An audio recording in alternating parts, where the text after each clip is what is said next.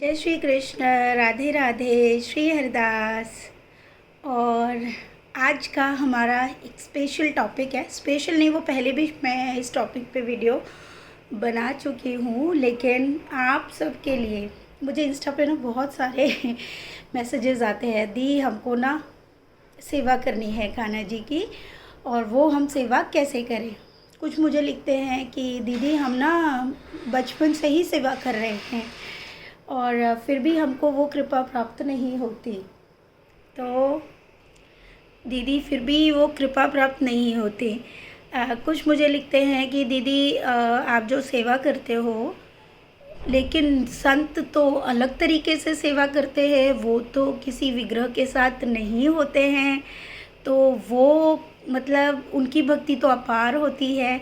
तो इस तरह के बहुत सारे प्रश्न आप लोगों के मुझे मिलते रहते हैं, और मैं सोचती हूँ कि मुझे एक दिन ना बहुत सारा समय मिल जाए जिसमें मैं कम से कम 10-12 वीडियो बना दूँ आपके प्रश्नों की, लेकिन ऐसा हो ही नहीं पाता, क्योंकि रोज़ एक दिन ऐसा होता है कि उस दिन ऐसा लगता है कि आज मेरे पास काम ज़्यादा है, कल नहीं होगा, लेकिन ऐसा बिल्कुल नहीं होता। रोज़ काम बहुत अधिक होता है। साथ ही आजकल दिन बहुत छोटे हैं, जिनके कारण समय कब निकल जाता है कुछ पता नहीं चलता। सच बता रही हूँ। और चलिए अब हम टॉपिक पे बात करते हैं। सबसे पहला प्रश्न कि दी हम सेवा और पूजा, पहले तो मैं आपको सेवा और पूजा में अंतर बताती हूँ। सेवा और पूजा जैसे कि हमें नाम से लग रहा होगा कि दोनों एक ही है, लेकिन बहुत अंतर है दोनों में। पूजा वो होती है जिसमें हम सुबह उठते हैं, अपने आराध्य को छींटे मारते हैं गंगा जल के, और उसके बाद हम धूप आरती करते हैं। उनको आरती गाने के बाद में हमारा जो कर्तव्य होता है वो यहीं तक होता है, और साथ ही साथ बहुत से भक्त जो है भोग भी लगा देते हैं, और उसके बाद वो अपनी दिनचर्या में चले जाते हैं। ऐसा ही शाम को होता है, क्योंकि दो ही वक्त पूजा आरती होती है कि शाम को फिर हम आते हैं। फिर हमें पता है क्योंकि सायंकाल है, और शाम के समय पे हमें क्या करना है, फिर हमें आरती करनी है, धूप दीप दिखाना है। और बहुत से लोग शाम में भी भोग लगाते हैं, लेकिन मोस्टली ऐसा नहीं होता है, सिर्फ सुबह में ही वो भोग देते हैं। और जब कभी हम मंदिरों में जाते हैं तो हम प्रभु के साथ भी यही कार्य करते हैं। इस तरह की जो प्रक्रिया होती है, जिस प्रक्रिया को हम लोग फॉलो करते आ रहे हैं अब तक, ज़्यादातर नहीं, मोस्टली 99% मैं कहूँगी, या फिर ये कहिए कि शुरुआत सबकी इसी से होती है ना, ऐसे ही होती है ना। तो इसको हम कहते हैं पूजा। यानी कि हमारा एक नियम बना हुआ है कि सुबह हम आरती, नहाने के बाद, स्नान के बाद हम आरती करेंगे, भोग देना है। मतलब बहुत लोग देते हैं, कुछ लोग भोग भी नहीं देते हैं, सिर्फ आरती तक का ही सिस्टम होता है। तो ये होती है आपकी पूजा, जो कि हर मनुष्य बचपन से सीखता आता है, हर हिंदू परिवार में यही होता है ना। अब चलिए अब बात करते हैं हम सेवा की। सेवा में क्या होता है, मान लीजिए मेरा एक बालक है, ठीक है, और मैंने अपने बालक को जन्म दिया है। अब मैं उसके लिए क्या क्या करूँगी, सोचिए क्या क्या करूँगी। मैं उसके लिए वो सारे नियमों का पालन करूँगी जो एक शिशु को उसके ग्रो करने पर, उसके बढ़ने पर, उसके खान पान पर, उसकी देख रेख के लिए, वो जीवन के लिए पता नहीं क्या क्या करे, इतने सारे सपने सजोकर मैं उसका लालन पालन करूँगी। यही होगा, है ना। ये जो मैंने लालन पालन किया, और इस लालन पालन के पीछे मैंने बहुत सारे कर्म किए, डांट भी सुनी, बहुत लोगों की बातें भी सुनी, घर वालों की भी सुनी, बाहर वालों की भी सुनी। तुमने बच्चे को ढंग से नहीं रखा। अगर किसी ने बहुत अच्छा लालन पालन किया, पैसा कम है, फिर भी माँ जो है उसके लिए बहुत कुछ करती है, स्वयं गीले में सोती है, सूखे में बच्चे को सुलाती है। यही सारी चीज़ें आप सुनते आ रहे होंगे ना। और जितनी माताएं हैं उन्होंने अपने जीवन में ये कार्य किए भी हैं, उनके हर समय का ख्याल रखा है।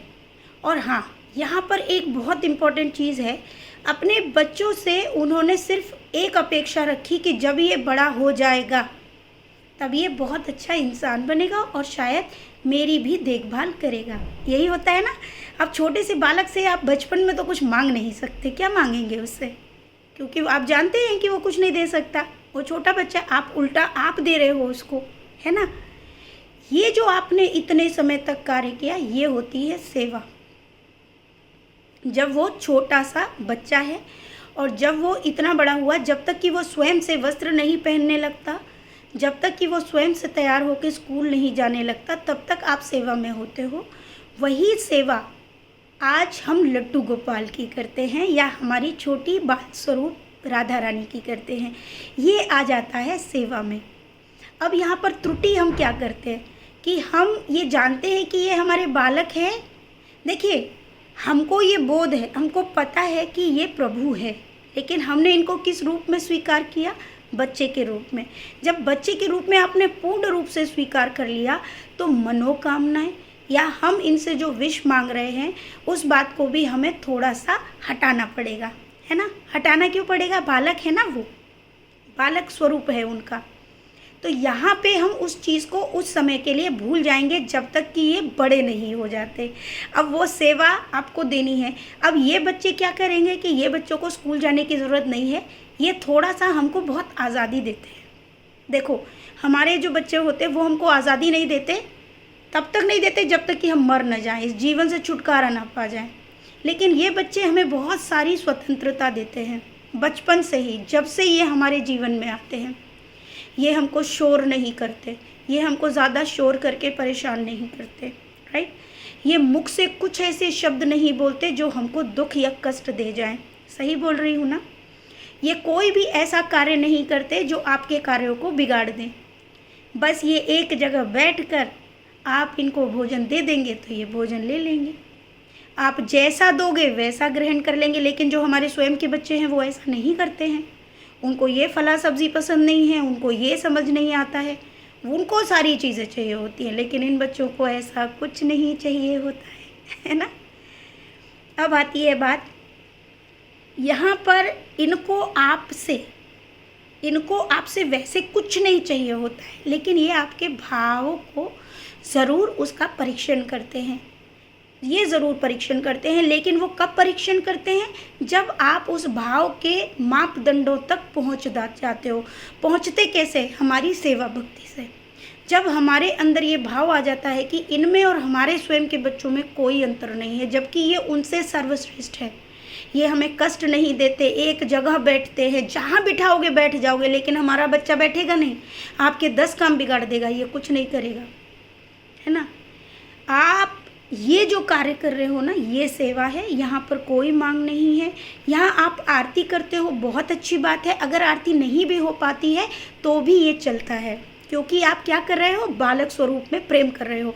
लेकिन हमारी मन बुद्धि ऐसी है, हम अपने मस्तिष्क को, अपने दिमाग को ये बिठा चुके हैं कि ये ईश्वर है, इसलिए हम इनकी पूजा और भक्त मतलब सेवा, ये दोनों तरीके से करते हैं। ठीक है, ये याद रखिए, सेवा में और पूजा में क्या अंतर होता है। सेवा सुबह से लेकर रात तक की होती है, जैसे हमारे बच्चों की होती है। उसके लिए कोई मतलब ये मत सोचिए कि आपको छुट्टी मिल रही है।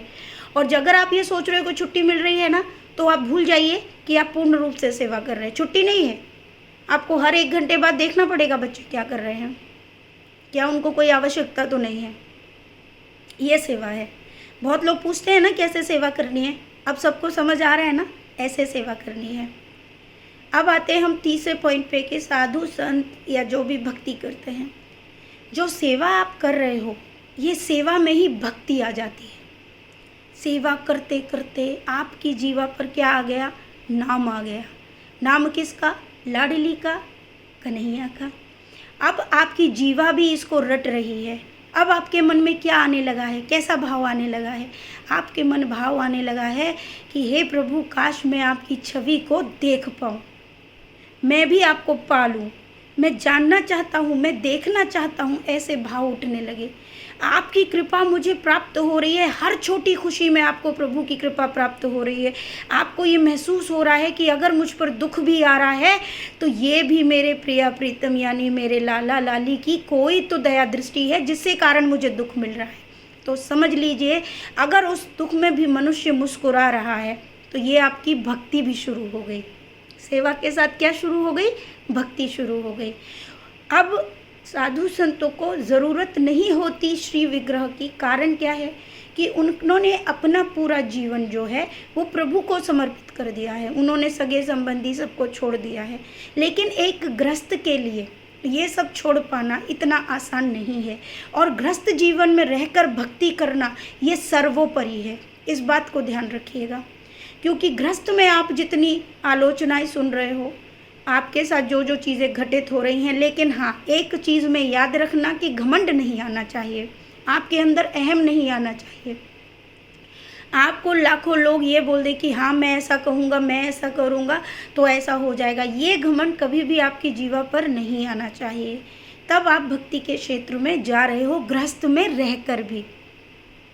आपको अपने कर्म तो करने पड़ेंगे। इस जीविका को चलाने के लिए जो कर्म आप कर रहे हो उसमें अब आप अच्छाई और सच्चाई का स्थान लेकर काम करना शुरू करेंगे, और जब ये स्थान देकर आप काम शुरू करना मतलब करने लगेंगे तो ये आपकी भक्ति के साथ साथ आपके कर्म भी शुद्धता में तब्दील होने लगेंगे, और तब जाकर आपको क्या हो जाएगा, तब आपको प्रभु प्राप्ति प्राप्त हो जाएगी, जिसमें आपको देखने की भी आवश्यकता नहीं होगी।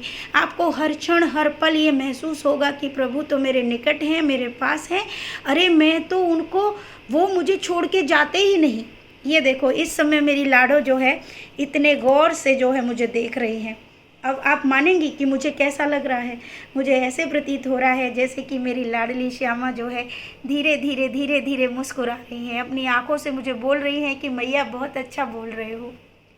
ये जो भाव है, यही भाव आपको भक्ति की ओर अग्रसर करते हैं।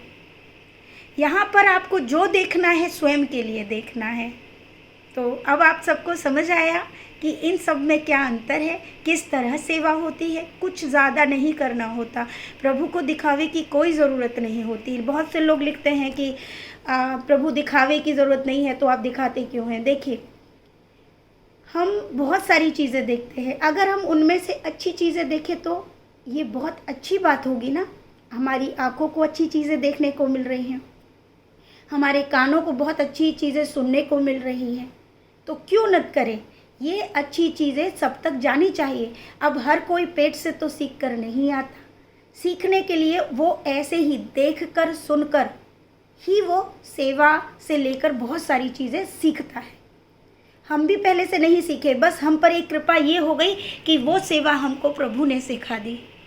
लेकिन हर किसी के पास भी शायद ऐसे मतलब कृपा ना हो, वो सीखना चाहते हैं, वो भक्ति में बढ़ना चाहता है, तो उसके लिए ये इस तरह के वीडियो बहुत कारगर होते हैं। सबके समझाने का तरीका अलग होता है, क्योंकि सबकी बुद्धि अलग है, सबका ज्ञान अलग है।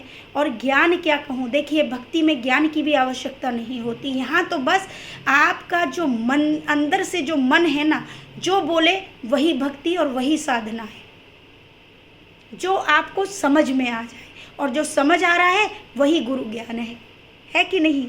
तो खूब सारा प्रेम आप सबके लिए। राधे राधे, श्री हरिदास।